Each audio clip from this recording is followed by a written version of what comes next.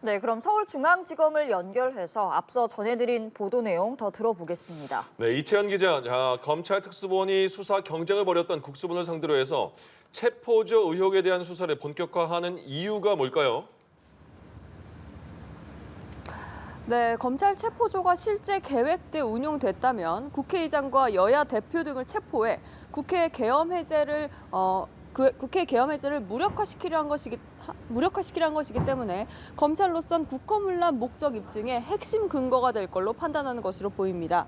내란죄 수사에서 이 체포조 의혹 부분을 국회와 선관위 계엄군 투입 부분만큼이나 중요한 한 축으로 보고 있는 건데요. 현재 이 체포조 의혹과 관련된 기관은 모두 세 곳입니다. 방첩사, 국가수사본부, 그리고 국방부 조사본부인데요. 방첩사는 이미 압수수색이 이뤄졌고 나머지는 어제 압수수색 대상이 됐던 곳들입니다. 검찰은 방첩사와 경찰이 정치인들을 체포하면 국방부 조사본부가 이들을 구금하는 식으로 공조하려 한 것 아닌지 그 공모 여부를 확인하겠다는 겁니다. 경찰청 국수본 등을 압수수색한 이유에 대해서도 검찰은 비상계엄 당시 체포조 활동 혐의 관련이라고 설명했는데요.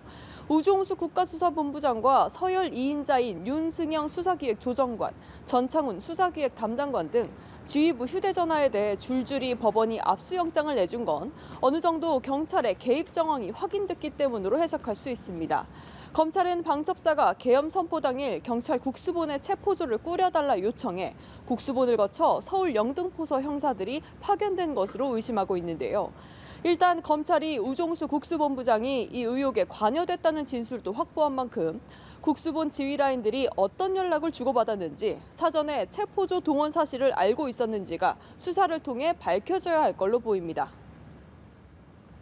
네, 이 기자, 검경 갈등이 더 커질 수도 있다는 관측도 나오는데요.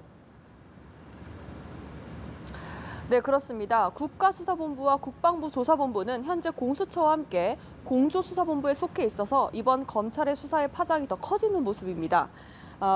현재 경찰 국수본과 국방부 조사본부 측은 모두 의혹을 부인하고 있는데요. 국가수사본부는 방첩사로부터 여의도 현장 상황이 혼란스럽다며 안내할 경찰관 명단을 요청받고 영등포서 강력팀 형사 명단을 건넸지만 실제 현장에 투입하지는 않았다는 설명입니다. 국방부 조사본부도 수사관 100명 파견 요청을 방첩사로부터 받았지만 응하지 않았다는 입장입니다. 검찰의 압수수색에 대해 우종수 본부장은 참고인 휴대전화를 압수한 것에 대해 매우 유감이라고 공개 입장까지 냈는데요. 향후 검찰과 경찰의 갈등이 심화될 것이란 전망이 나옵니다. 지금까지 서울중앙지검에서 전해드렸습니다.